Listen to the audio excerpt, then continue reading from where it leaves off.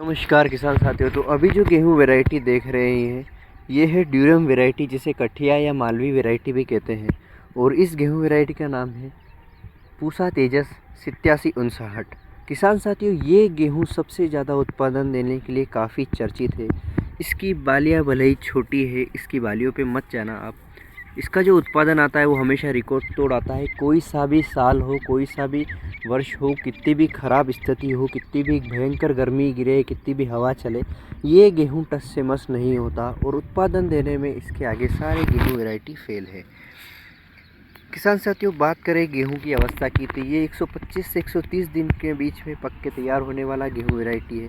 और इसके हाइट की बात करें तो 80 से 85 सेंटीमीटर के अंदर आने वाला सबसे बेस्ट गेहूं वैरायटी है। मैं एक बार आपको इसका पूरा प्लॉट दिखाता हूं। कुछ इस तरह से प्लॉट है किसान साथियों। और कई किसान ऐसा सोचते हैं कि गेहूं की खेती में अगर सबसे कोई इम्पोर्टेंट है वो है खाद, बीज और दूसरे फैक्टर, लेकिन जो सबसे मेन आता है गेहूं की खेती में वो है सिंचाई और वाटर मैनेजमेंट या वाटर साइकिल बोल सकते हैं आप। अगर समय समय पर गेहूं की सिंचाई करेंगे व्यवस्थित रूप से, तो आपका जो उत्पादन है वो आपको व्यवस्थित रूप से मिल सकता है।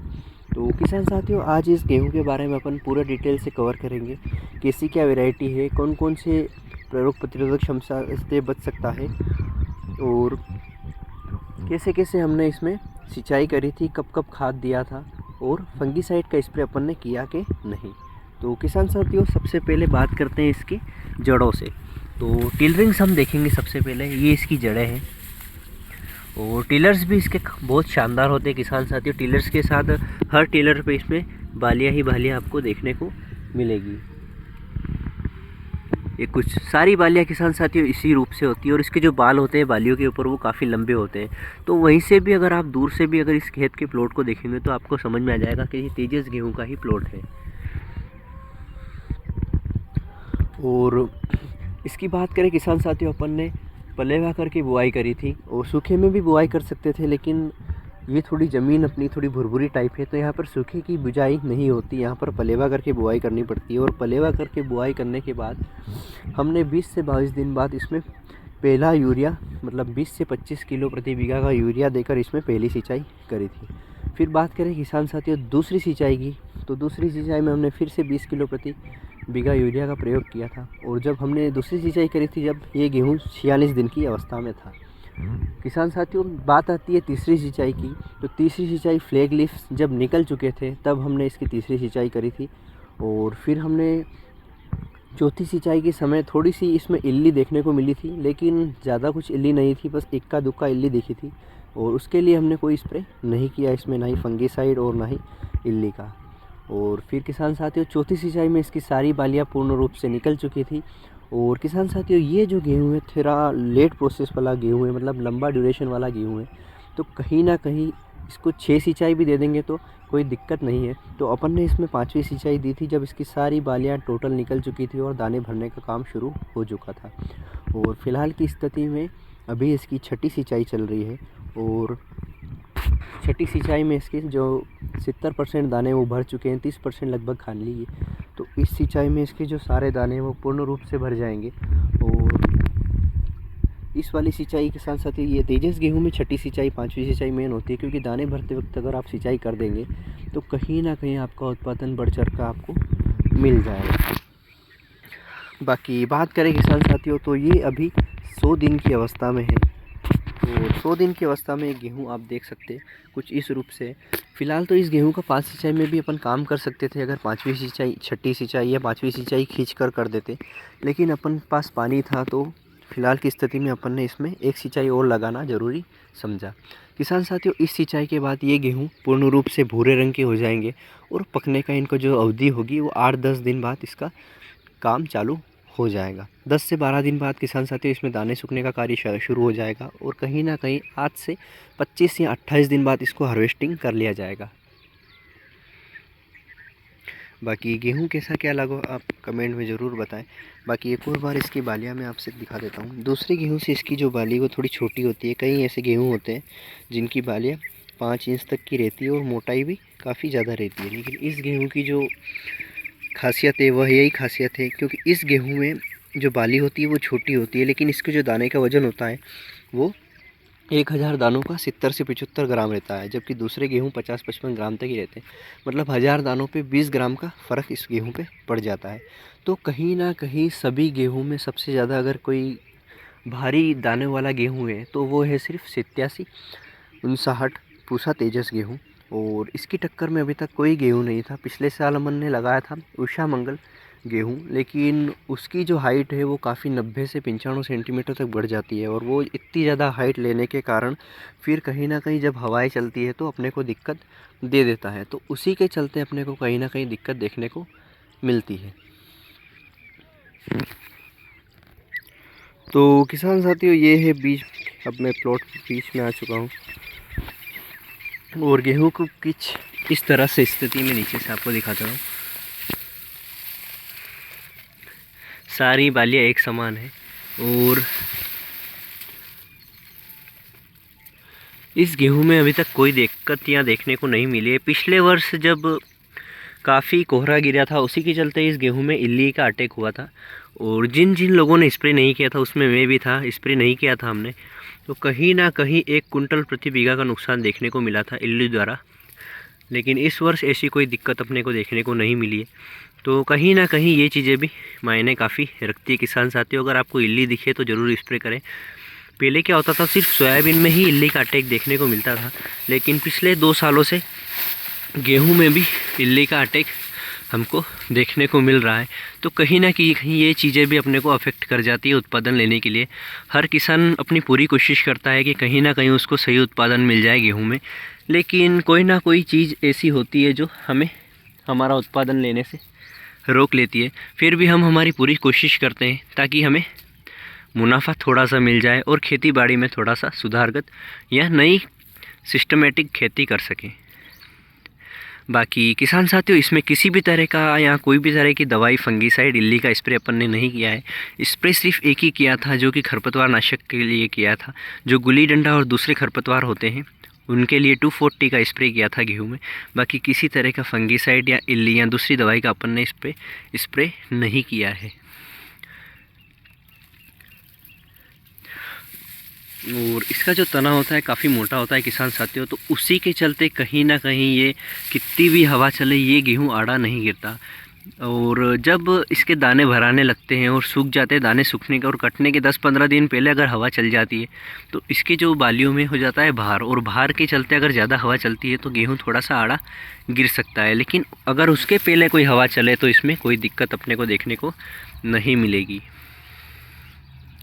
और किसान साथियों, इस गेहूं की हमारे एरिया में इतनी चर्चा है कि कम से कम अगर आप विज़िट करेंगे तो 50% अगर आपको कोई गेहूं वैरायटी मिलेगी तो 87 59 तेजस्वी मिलेगी।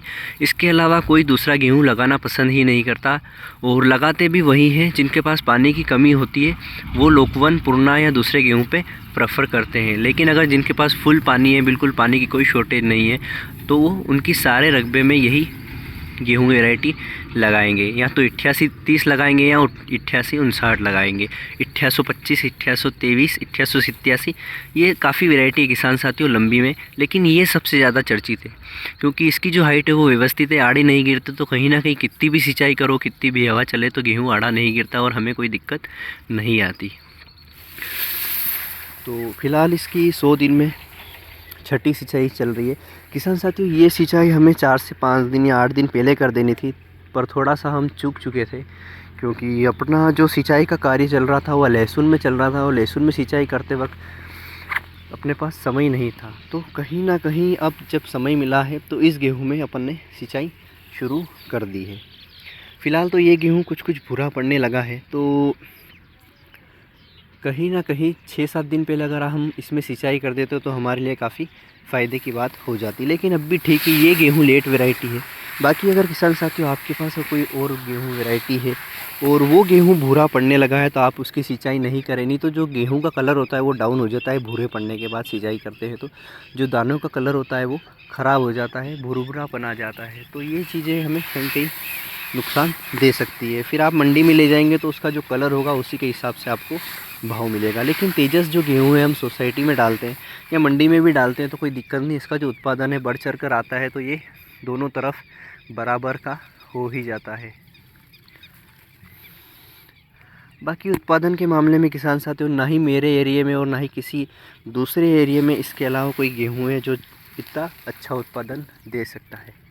अगर मेरी बात करूँ तो मैंने आज से 2 साल पहले इस ही गेहूं का 20 कुंटल प्रति बीघा का उत्पादन ले रखा है। पिछले साल ख़राब था, फिर भी इस गेहूं ने निराश नहीं किया और 15 से 16 कुंटल प्रति बीघा का उत्पादन दिया। अब इस वर्ष देखते हैं, मौसम बहुत अनुकूल था और उसी के चलते अभी सिर्फ गर्मी गिर रही है थोड़ी थोड़ी, ठंड से कोई नुकसान नहीं हुआ, पाले से कोई नुकसान नहीं हुआ।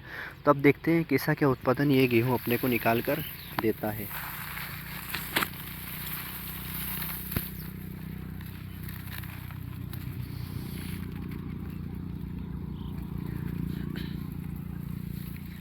एक और बात है किसान साथियों, आप 2 से 3 साल में आप बीज ज़रूर चेंज कर लें। अब बीज चेंज करने की ज़रूरत क्यों होती है कि जैसे कि ये जो आप दूसरी वैरायटी देख रहे हैं गेहूं की, ये तेजस नहीं है, ये पूर्णा है और इसके दाने भर चुके हैं क्योंकि ये सिर्फ 5 सिंचाई वाला गेहूं और इसमें 6ठी सिंचाई घूम रही है। तो कहीं ना कहीं आप देख सकते हैं इसके दाने मैं आपको दिखाता हूँ, ये बस सूखना बाकी है, दाने पूर्ण रूप से भर चुके हैं। तो कहीं ना कहीं जब मिक्सअप हो जाता है, मान लो 50% पूर्णा हो गया और 50% तेजस हो गया, जब आप कटाई करेंगे तो ये जो पूर्णा होगा ये खरने लगेगा, तो आपको दिक्कत देगा थोड़ा बहुत।